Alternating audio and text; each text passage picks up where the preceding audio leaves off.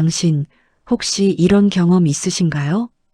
분명히 말을 했는데 아무도 듣지 않았던 순간, 내가 먼저 손을 내밀었는데 상대가 그냥 지나쳐버린 순간, 틀리지 않았는데도 왠지 모르게 작아지던 그 순간, 그 기분 아시죠? 무시당한다는 건 단순히 기분이 나쁜 게 아닙니다. 내 존재 자체가 지워지는 느낌입니다. 오늘 저는 여러분께 한 사람의 이야기를 꺼내려 합니다. 조선의 학자 정약용. 그는 18년간 유배지에서 살았습니다. 권력에서 밀려났고 친구들에게 외면받았고 가족과도 오래 떨어져 있어야 했습니다. 그런데 그는 무너지지 않았습니다. 오히려 그 시간 동안 사람을 깊이 들여다봤습니다.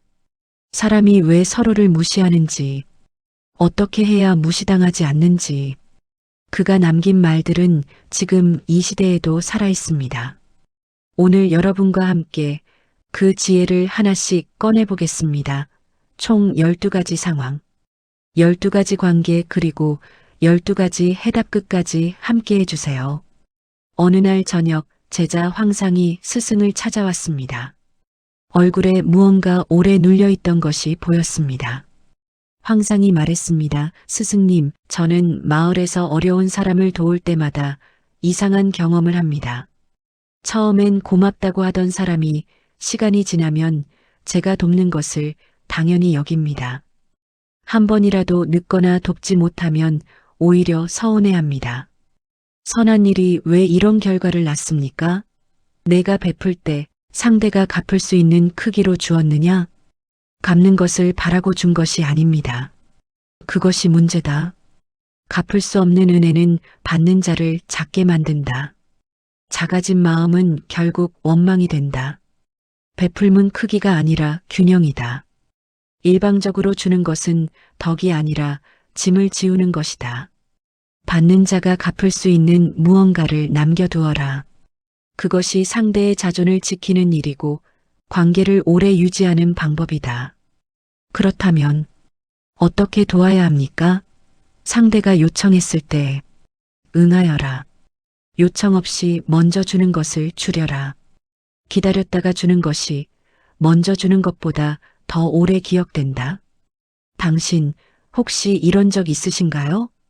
수십 년을 알고 지낸 친구인데 어느 날 보니 내 말은 농담으로 흘려버리고 다른 사람 말에는 고개를 끄덕이고 있었습니다. 분명 오래된 사이인데 그런데 왜 나는 점점 가벼워지고 있는 걸까요? 친한 사이라는 이름 아래 조금씩 무시가 시작됩니다. 인간은 익숙한 것을 소중히 여기지 않습니다. 이것은 본능입니다. 처음 만났을 때는 상대가 어떤 사람인지 몰라서 조심합니다. 하지만 시간이 지나면 상대를 다 안다고 착각합니다. 그 착각이 시작되는 순간 상대의 말은 더 이상 새롭지 않게 됩니다. 무게를 잃게 됩니다. 오래된 친구 사이에서의 무시는 악의가 아닙니다. 그것은 익숙함이 만들어낸 둔감함입니다. 그러나 당하는 사람에게는 악의보다 더 아프게 느껴집니다. 왜냐하면 이 사람만큼은 나를 알아줄 거라 믿었기 때문입니다. 정약용은 이렇게 말했습니다. 가까울수록 예를 잃지 마라. 친함이 깊어질수록 스스로를 낮추지 말고 오히려 더 단단히 서 있어야 한다. 가까운 사이일수록 나 스스로가 나를 가볍게 여기지 말아야 합니다. 무시는 상대에게서 시작되는 것 같지만 사실은 내가 나를 놓아버린 틈에서 시작됩니다. 친구가 나를 가볍게 보기 시작한다면 먼저 물어보십시오. 나는 지금 이 관계에서 나를 지키고 있는가? 서울에 사는 68세 김 씨는 40년 지기 친구 셋과 매달 모임을 가졌습니다. 어느 날부터 자신이 하는 말이 화제가 되지 않는다는 걸 느꼈습니다. 본인이 말을 꺼내면 잠깐 듣는 척하다가 다른 친구가 말을 시작하면 그쪽으로 눈이 쏠렸습니다. 김 씨는 처음엔 기분 탓이라고 넘겼습니다. 그러다 어느 날 조용히 모임에 한번 나가지 않았습니다. 그러자 친구들에게 연락이 왔습니다. 왜 안 나왔어? 어디 아파? 그때 김 씨는 깨달았습니다. 내가 있어야 할 자리를 내가 먼저 지켜야 한다는 것을. 그 다음 모임부터 김 씨는 달라졌습니다. 자리에서 더 또렷하게 말했고 말이 흘러가도 되풀이하지 않았습니다. 그리고 자신의 말이 끝나면 조용히 상대를 바라봤습니다. 말의 무게는 목소리 크기가 아니라 말한 후의 태도에서 결정됩니다. 오래된 친구 사이에서 무시를 없애는 방법은 상대를 바꾸는 것이 아닙니다. 내가 먼저 나를 대하는 방식을 바꾸는 것입니다. 스스로를 존중하는 사람 곁에 사람들은 저절로 조심하게 됩니다. 정약용이 유배지에서 제자들에게 편지를 쓸 때 그는 한 번도 자신을 초라하게 표현하지 않았습니다. 귀향을 간 죄인이었지만 그래서만큼은 언제나 스승으로 서 있었습니다. 그것이 그의 품격이었습니다. 그리고 그 품격이 사람들로 하여금 그를 함부로 여기지 못하게 했습니다. 나를 가장 먼저 존중하는 사람은 나 자신이어야 합니다. 당신 혹시 이런 말 들어보신 적 있으신가요? 당신은 참 좋은 분이에요. 당신은 항상 이해해 주시잖아요. 당신한테는 말하기 편해요. 듣기엔 좋은 말입니다. 그런데 이상하게도 그 말이 반복될수록 부탁은 더 많아지고 정작 내가 힘들 때는 아무도 먼저 연락해 오지 않습니다. 좋은 사람, 그 이름이 무거워지는 날이 있습니다. 사람은 언제나 괜찮은 사람에게는 조심하지 않습니다. 한 번도 거절하지 않은 사람, 항상 웃어주는 사람, 힘들다는 말을 한 번도 하지 않은 사람, 이런 사람에게 사람들은 무의식적으로 생각합니다. 이 사람은 괜찮을 거야. 이 사람은 이해해 줄 거야. 그것은 신뢰가 아닙니다. 그것은 기대입니다. 그리고 그 기대는 점점 당연함으로 바뀝니다. 당연함이 시작되는 순간 무시가 따라옵니다. 정약용은 이렇게 말했습니다. 덕이 있는 자는 부드럽되 흔들리지 않고 따뜻하되 경계가 없지 않다. 따뜻한 사람이 경계가 없으면 그 따뜻함은 상대에게 문이 됩니다. 언제든 들어오고 언제든 기댈 수 있는 문. 그러나 진정한 덕이 있는 사람은 따뜻하면서도 선을 지킵니다. 그 선이 있기에 상대도 그 사람을 소중히 여기게 됩니다. 좋은 사람이 되는 것을 멈추라는 말이 아닙니다. 좋은 사람으로 남되 나를 잃지 말라는 뜻입니다. 62세 박 씨는 동네 지인들 사이에서 항상 믿을 수 있는 사람으로 통했습니다. 누가 부탁해도 거절하지 않았고 모임에 빠지는 일도 없었습니다. 그런데 어느 날 본인이 몸이 좋지 않아 도움이 필요했을 때 먼저 연락을 해온 사람이 없었습니다. 그때 박 씨는 긴 시간 생각했습니다. 내가 이 관계에서 사람이었는가, 역할이었는가. 그 이후로 박 씨는 작은 것부터 바꿨습니다. 어려운 부탁은 한 박자 쉬고 답하기로 했습니다. 바로 답하기 어려운데 내일 다시 연락드려도 될까요? 이 한마디가 관계의 무게를 바꿨습니다. 상대는 처음엔 의아해했지만 곧 박 씨를 이전과 다르게 대하기 시작했습니다. 신중하게 답하는 사람을 사람들은 함부로 대하지 않습니다. 무시당하지 않으려면 나쁜 사람이 될 필요가 없습니다. 다만 이것 하나는 기억하십시오. 상대가 나를 당연한 사람으로 여기기 시작한다면 내가 나를 당연하게 내어줬기 때문입니다. 정약용은 유배 중에도 제자들의 모든 부탁을 들어주지 않았습니다. 그는 가르칠 가치가 있는 질문에만 응했고 그렇지 않은 것에는 침묵했습니다. 그 침묵이 그를 더욱 무겁게 만들었습니다. 줄 수 있어도 주지 않을 때가 있어야 받는 사람이 그 무게를 압니다. 당신 혹시 이런 순간 느끼신 적 있으신가요? 예전엔 내가 말하면 다들 귀를 기울였는데 어느 날부터 내가 하는 말이 회의 끝에 결론이 되지 않습니다. 젊은 사람이 비슷한 말을 하면 좋은 생각이에요가 되고 내가 말하면 그 방법은 예전 방식이잖아요가 됩니다. 나이가 든다는 것이 이렇게 지워지는 일인가 싶은 날이 있습니다. 사람들이 나이 든 사람의 말을 흘려듣는 데는 이유가 있습니다. 첫째, 변화가 빠른 사회에서 경험보다 속도를 더 가치 있게 여기기 때문입니다. 둘째, 나이 든 사람 스스로가 요즘 것들은 몰라라는 태도를 보일 때 상대도 방어적으로 반응하기 때문입니다. 그러나 가장 큰 이유는 따로 있습니다. 많은 경우 경험 있는 사람일수록 알고 있다는 확신이 너무 강해서 상대가 납득하기 전에 결론부터 말합니다. 결론을 먼저 말하는 사람의 말은 설득이 아니라 선언처럼 들립니다. 그리고 선언은 사람을 움직이지 못합니다. 정약용은 이렇게 말했습니다. 아는 것을 말하기 전에 먼저 듣는 자리에 앉아라. 말의 힘은 입에서 나오지 않고 귀에서 나온다.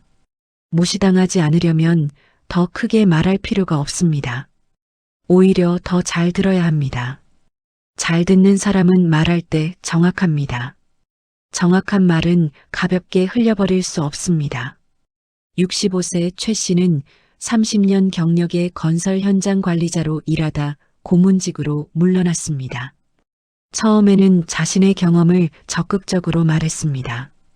내가 해봐서 아는데 그 방법은 문제가 생겨. 하지만 젊은 직원들은 점점 최 씨가 말하면 표정이 굳었습니다. 어느 날 최 씨는 방법을 바꿨습니다. 회의에서 먼저 말하지 않기로 했습니다.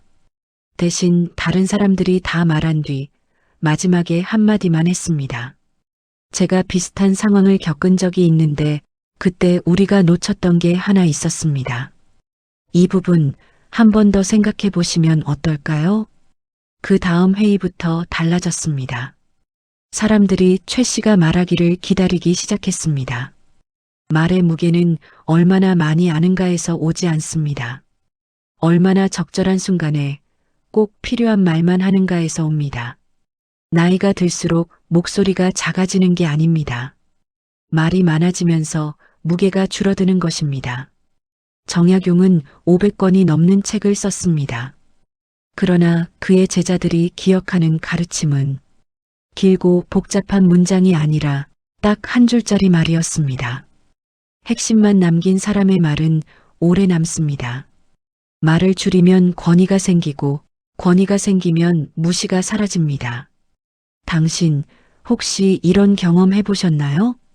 내가 더 많이 도와줬는데 어느 순간 상대가 나를 아랫사람처럼 대합니다. 내가 먼저 나서서 일을 했는데 어느 순간 그게 내 기본 역할이 되어 있습니다. 베풀수록 감사가 아니라 당연함이 돌아오는 관계. 한 번쯤 겪어보셨을 겁니다. 심리학에서는 이것을 역할 고착화라고 합니다.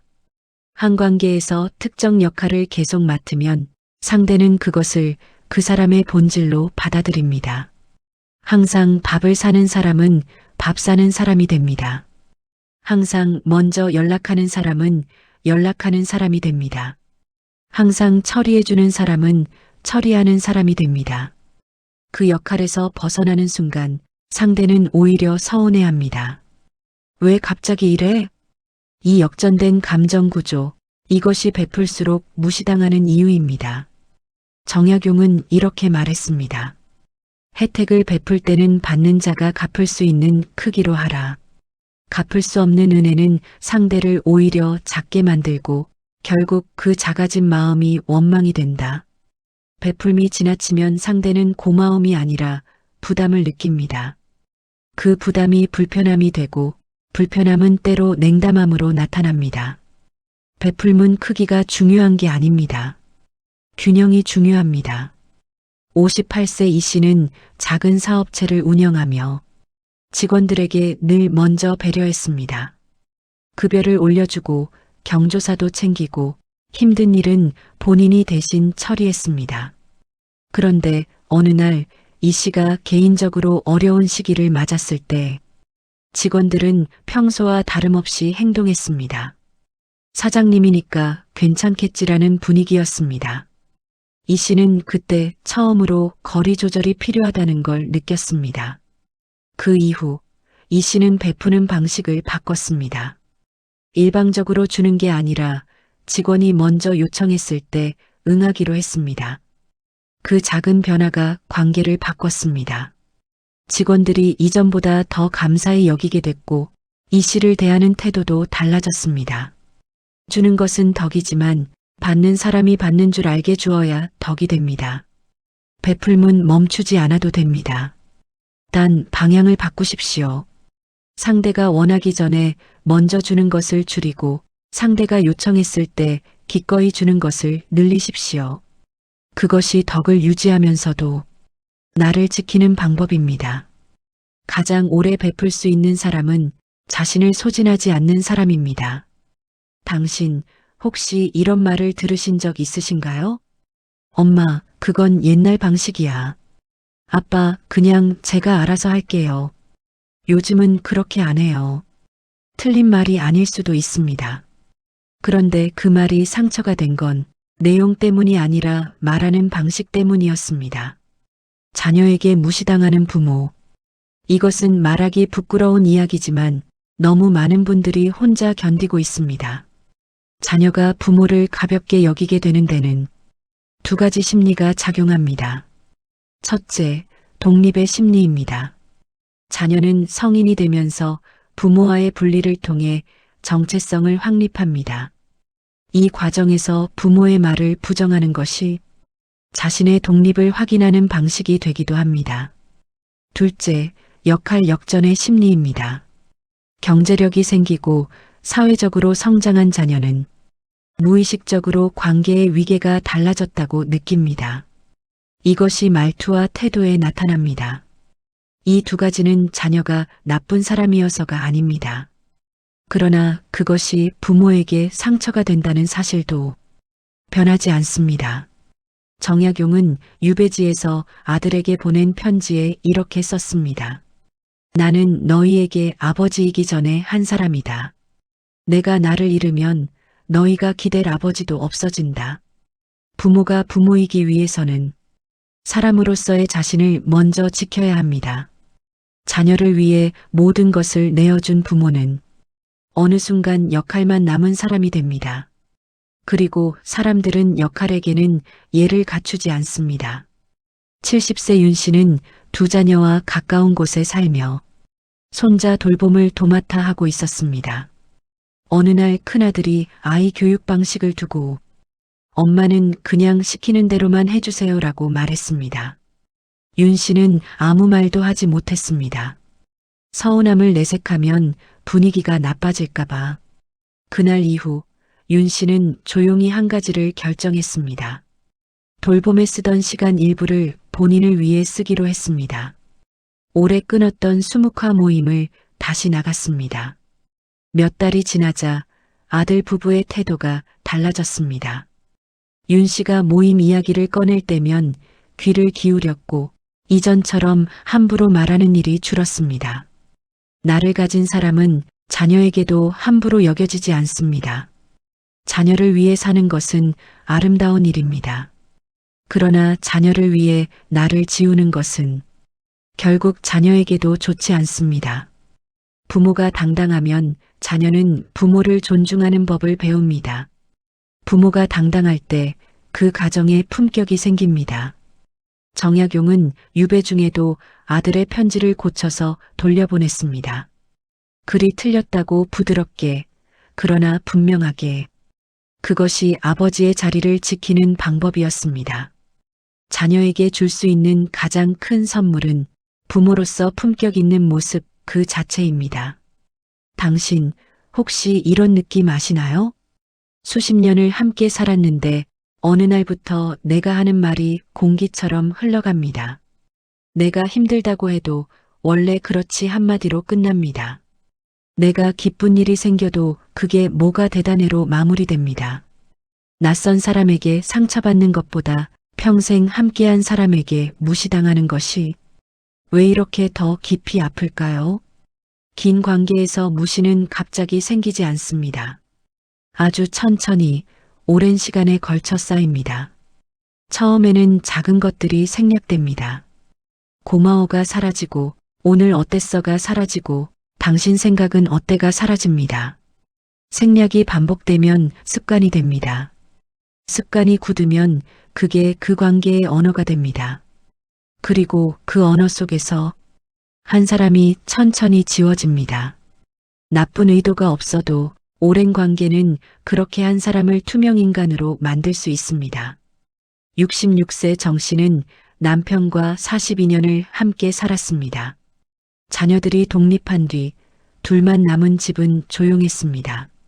그 조용함이 처음엔 편했지만 어느 날부터 정 씨는 자신이 남편에게 없는 사람 같다는 느낌을 받기 시작했습니다. 밥을 차려도 잘 먹었어 한마디가 없었고 외출했다 돌아와도 눈길 한 번 주지 않았습니다. 정 씨는 어느 날 남편에게 조용히 말했습니다. 당신 나 좀 봐줘요. 밥 먹을 때 눈이라도 한번 봐줘요. 그 말 한마디가 42년 관계를 움직였습니다. 남편은 처음엔 어색해했지만 그 다음날 저녁 밥상에서 처음으로 먼저 말을 건넸습니다. 무시를 없애는 것은 싸움이 아닙니다. 나를 보여달라는 조용하고 단단한 요청입니다. 오래된 관계는 고쳐 쓰는 것이 아닙니다. 다시 들여다보는 것입니다. 상대가 나를 당연하게 여긴다면 내가 나 자신을 당연하게 내어줬기 때문일 수 있습니다. 오늘 한 가지만 해보십시오. 오래된 관계에서 오래 하지 않았던 말, 딱 한마디만. 요즘 나 이런 생각을 해. 당신 오늘 어때? 그 한마디가 굳어진 관계에 온기를 돌려놓습니다.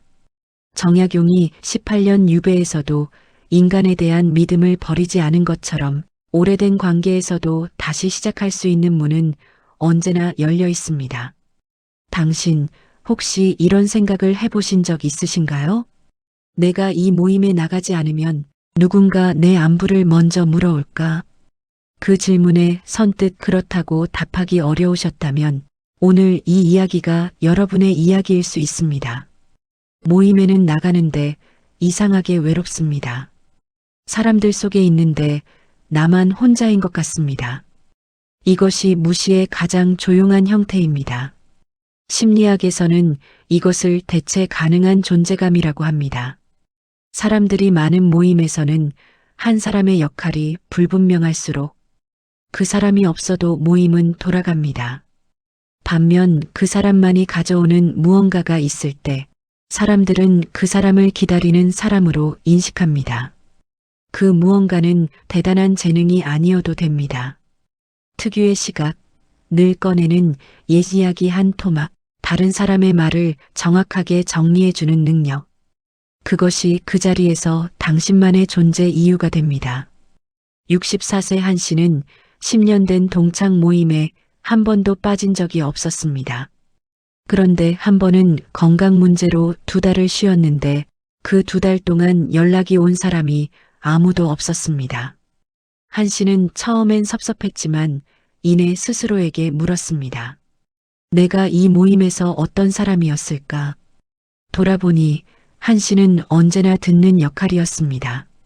분위기를 맞추고 웃어주고 동조해주는 사람. 모임에 복귀한 날 한 씨는 달라졌습니다. 이번엔 자신이 겪은 병원 이야기를 솔직하게 꺼냈습니다. 나 2달 동안 이런 일이 있었어. 솔직히 무서웠어. 그 말 한마디에 모임 분위기가 달라졌습니다. 다들 자신의 건강 이야기, 두려움을 꺼내기 시작했습니다. 그날 이후 한 씨는 모임에서 속 이야기를 꺼내도 되는 사람이 됐습니다. 그것이 한 씨만의 자리가 됐습니다. 모임에서 무시당하지 않으려면 더 자주 나가거나 더 많이 웃을 필요가 없습니다. 오직 나만 할 수 있는 말, 오직 나만 꺼낼 수 있는 이야기를 찾으십시오. 그것이 생겼을 때 사람들은 비로소 당신을 기다립니다. 존재감은 얼마나 자주 나타나느냐가 아니라 나타났을 때 무엇을 남기느냐에서 결정됩니다. 당신 혹시 이런 실험을 해보신 적 있으신가요? 한번 먼저 연락하지 않아 봤습니다. 일주일이 지났습니다. 한 달이 지났습니다. 그래도 아무도 연락이 오지 않았습니다. 그 순간 관계의 실체가 보입니다. 내가 붙잡고 있었던 것은 우정이 아니라 내가 혼자 돌리고 있던 관계였습니다. 61세 강 씨는 오랜 친구 5명에게 늘 먼저 연락했습니다. 명절이면 문자를 보냈고 생일이면 전화를 했습니다. 어느 날 강 씨는 조용히 실험을 해봤습니다. 먼저 연락하지 않기로 2달이 지났습니다. 5명 중 먼저 연락이 온 사람은 단 1명이었습니다. 강 씨는 그 1명에게 더 많은 시간을 쓰기 시작했습니다. 나머지 4명과의 관계는 자연스럽게 멀어졌습니다. 처음엔 섭섭했지만 강 씨는 이렇게 말했습니다. 이제 내 에너지가 어디로 가야 하는지 알게 됐습니다. 모든 관계를 붙잡을 필요는 없습니다. 붙잡을 가치가 있는 관계를 찾는 것, 그것이 나이 들수록 더 중요한 지혜입니다. 정약용은 유배 중에도 편지를 나누는 벗이 있었습니다. 수십 명이 아니었습니다. 손에 꼽히는 몇 명이었습니다. 관계는 많을수록 좋은 것이 아닙니다. 깊을수록 좋은 것입니다. 당신 혹시 이런 경험하셨나요? 직함이 있을 때는 전화가 끊이지 않았습니다. 회식 자리에서 언제나 상석에 앉았습니다. 내 말 한마디에 회의 방향이 바뀌었습니다. 그런데 은퇴하던 날 이후 전화가 멈췄습니다. 먼저 연락하면 잘 지내시죠로 끝나는 짧은 대화. 어느 모임에서는 예전 후배가 나를 슬쩍 모른 척했습니다. 내가 변한 것이 없는데 세상이 달라진 것입니다.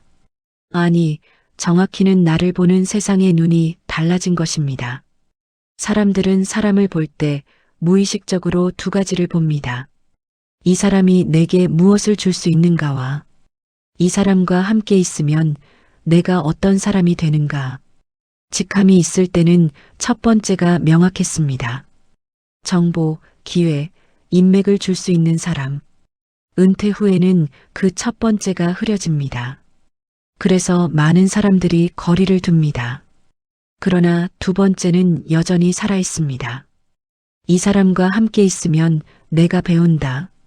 이 사람의 이야기는 내 삶을 돌아보게 한다.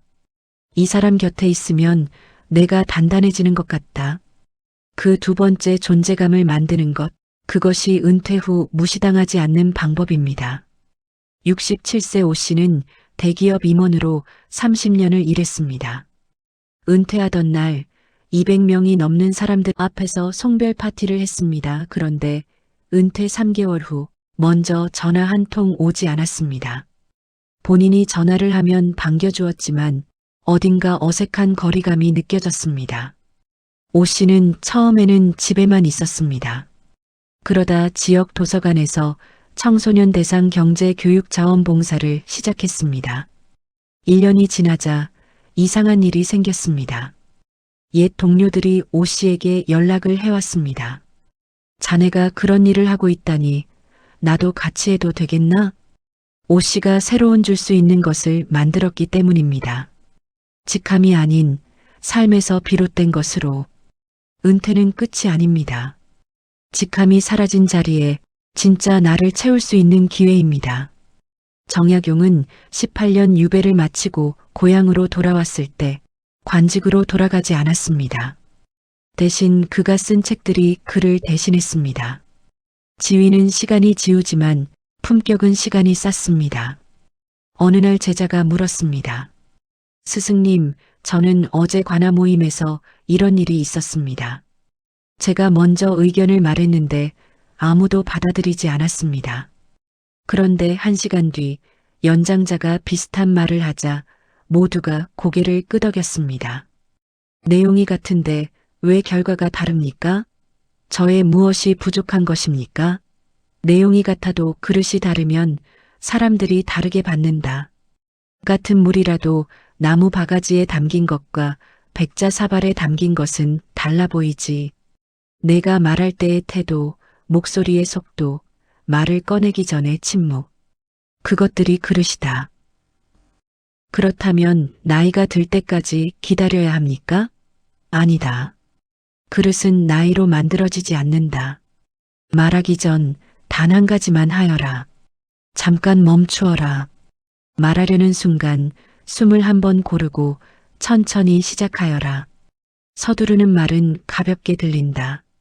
아끼다가 꺼내는 말은 같은 내용이어도 무겁게 들린다. 당신 혹시 이런 경험 있으신가요? 내가 말했을 때는 무시됐는데 잠시 뒤 다른 사람이 비슷한 말을 하면 모두가 동의합니다. 회의 끝에 결론이 내 말과 같은데 아무도 처음에 그 말씀하셨잖아요 라고 하지 않습니다. 그 순간의 허탈함, 화가 나는 것인지 슬픈 것인지 모를 그 기분. 아셨나요? 커뮤니케이션 연구에서는 이것을 발신자 신뢰도라고 합니다. 똑같은 내용이라도 누가 말하느냐에 따라 청중이 받아들이는 신뢰도가 달라집니다. 신뢰도는 직함, 나이, 경험에서도 오지만 말하는 방식에서도 큰 영향을 받습니다. 천천히, 확신 있게, 간결하게 말하는 사람의 말은 빠르고 길게 말하는 사람보다 더 신뢰롭게 들립니다. 내용은 같아도 그릇이 다르면 받아들여지는 무게가 다릅니다. 55세 문 씨는 지역자치위원회에서 수년간 활동했지만 자신의 의견이 채택된 적이 드물었습니다. 어느 날 문 씨는 방식을 바꿨습니다. 더 이상 회의 초반에 말하지 않기로 했습니다. 대신 다른 사람들의 말을 끝까지 듣고 마지막에 이렇게 말했습니다. 지금까지 나온 이야기들을 들으면서 한 가지가 계속 마음에 걸립니다. 제가 틀릴 수도 있는데 한 번만 들어봐 주시겠습니까? 그 한 문장이 달랐습니다. 사람들이 조용해졌고 귀를 기울였습니다. 문 씨의 의견은 이전과 같았지만 이후 3번 연속으로 채택됐습니다. 말의 내용보다 말의 그릇을 먼저 만드십시오. 말하기 전 잠깐 멈추는 것, 천천히 그리고 확신 있게 말하는 것, 먼저 듣고 마지막에 말하는 것. 이 3가지가 그릇을 만듭니다. 같은 물이라도 어떤 그릇에 담겼느냐에 따라 사람들이 마시고 싶어하는 물이 됩니다. 당신 혹시 이런 순간이 있으셨나요? 자녀의 배우자 앞에서 하고 싶은 말이 있는데 꾹 참은 적이 있으신가요? 내 집에서 열린 명절 자리인데 왠지 내가 눈치를 보고 있습니다. 잘 보이려고 애쓰는 사람이 어느새 나 자신이 되어 있습니다. 가족이 됐지만 여전히 낯선 그 관계. 나는 그 안에서 어떻게 서 있어야 할까요? 새로운 가족 관계에서 무시가 생기는 이유는 처음 형성된 관계의 패턴 때문입니다. 처음 며느리나 사위가 왔을 때 어른이 지나치게 맞추고 양보하면 상대는 그것이 그 어른의 기본값으로 인식합니다. 그 기본값이 자리 잡히면 나중에 어른이 자신의 의견을 말했을 때 상대는 오히려 불편함을 느낍니다. 처음이 중요합니다. 처음부터 자연스럽고 당당하게 자기 자리를 가진 사람으로 서 있어야 그 자리가 유지됩니다. 69세 조 씨는 며느리가 처음 집에 온 날부터 모든 것을 맞추려 했습니다. 음식도 며느리 입맛에, 방도 며느리 편의에. 몇 년이 지나자 조 씨는 본인 집에서 불편해졌습니다.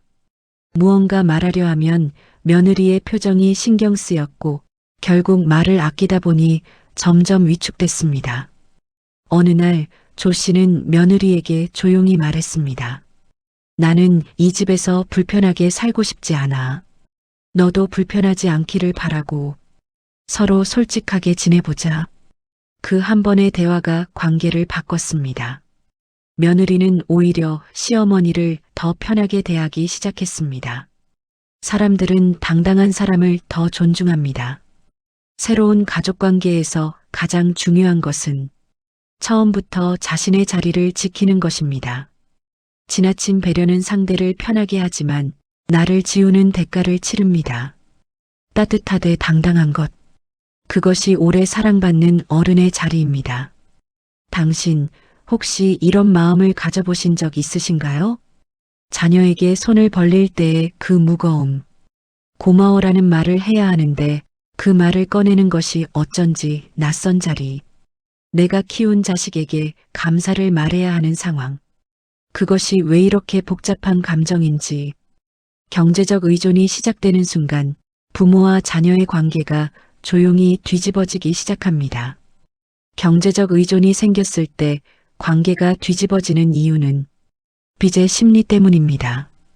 받는 사람은 무의식적으로 빚을 진 느낌을 받습니다. 빚이 쌓일수록 상대 앞에서 작아집니다. 그리고 그 작아짐이 상대에게 읽힙니다. 반대로 받으면서도 내가 줄 수 있는 것을 찾아 나누는 사람은 빚의 감정에서 벗어납니다. 그것이 어른의 품격이고 그 품격이 관계의 균형을 지킵니다. 73세 나 씨는 은퇴 후 아들 부부와 함께 살게 됐습니다. 처음에는 용돈을 받는 것이 편치 않아 늘 위축됐습니다. 어느 날 나 씨는 손자에게 매주 1시간씩 어릴 때 배운 한학과 붓글씨를 가르치기 시작했습니다. 아들이 퇴근하면 그날 손자가 배운 것을 이야기해 줬습니다. 몇 달이 지나자 아들이 말했습니다.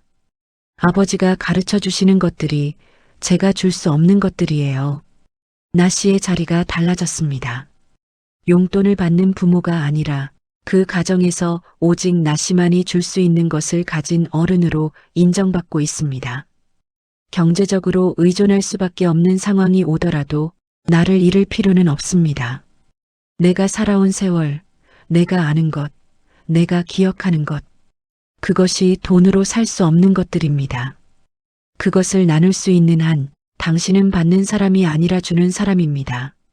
나이가 든다는 것은 잃어가는 것이 아닙니다. 돈으로 살 수 없는 것들이 쌓여가는 것입니다.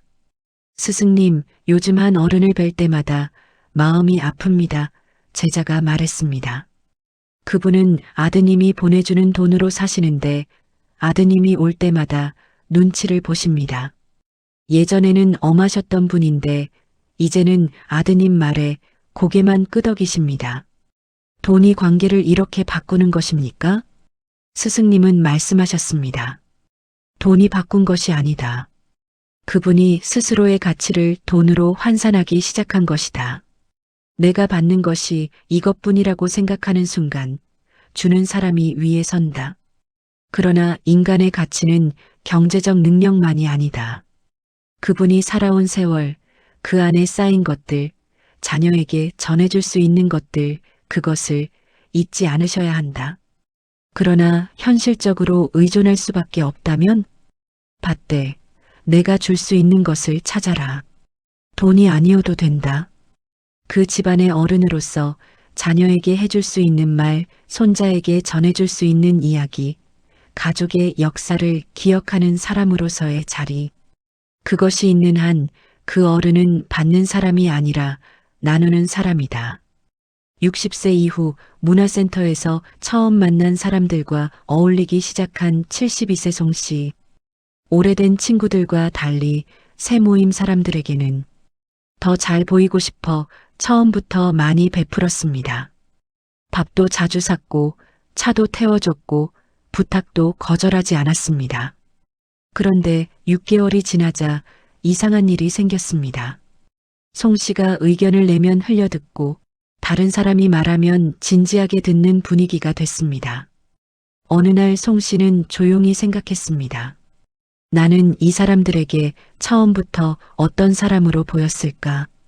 처음 6개월 동안 송 씨가 보여준 것은 자신의 생각과 가치관이 아니라 얼마나 맞춰줄 수 있는 사람인가였습니다. 그 이후 송 씨는 베푸는 것을 줄이고 대신 자신의 이야기를 꺼내기 시작했습니다. 살아온 이야기, 생각, 때로는 동의하지 않는 의견도 처음에 몇몇은 어색해했습니다. 그러나 한 달이 지나자 오히려 송 씨에게 먼저 의견을 묻기 시작했습니다.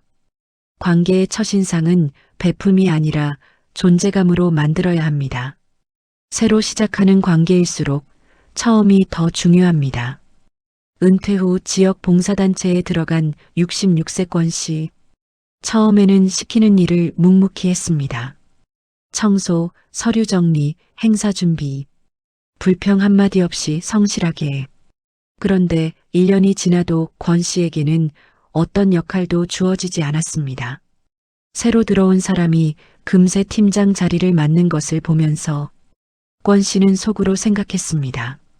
내가 더 오래됐고 더 열심히 했는데 어느 날 단체 대표가 새 프로젝트 팀을 꾸릴 때 권 씨는 처음으로 손을 들었습니다. 제가 30년간 행정 일을 해서 이 부분은 제가 도움이 될 수 있을 것 같습니다. 대표는 잠깐 멈추더니 말했습니다. 권 선생님이 그런 경력이 있으셨군요. 왜 진작 말씀 안 하셨어요? 권 씨는 그 말이 서운하기도 했지만 동시에 깨달았습니다. 내가 가진 것을 상대가 알아서 알아줄 거라고 기다렸던 것을. 사람들은 내가 무엇을 가졌는지 모릅니다. 내가 먼저 말하지 않으면 영원히 모릅니다. 겸손과 침묵은 다릅니다. 71세 백 씨는 매 명절마다 온 가족이 모이는 것이 기다려졌습니다. 그런데 어느 해부터 명절이 끝나면 이상하게 공허했습니다. 왜일까 생각해 보니 그날 종일 자녀들 이야기, 손자 이야기, 사위 이야기는 나왔는데 백 씨 본인 이야기를 누군가 물어본 적이 없었습니다. 요즘 어떠세요라는 말도 뭐하고 지내세요라는 말도 없었습니다. 백 씨는 그 다음 명절 먼저 꺼냈습니다. 나 요즘 한 가지 배우는 게 있는데 들어볼래?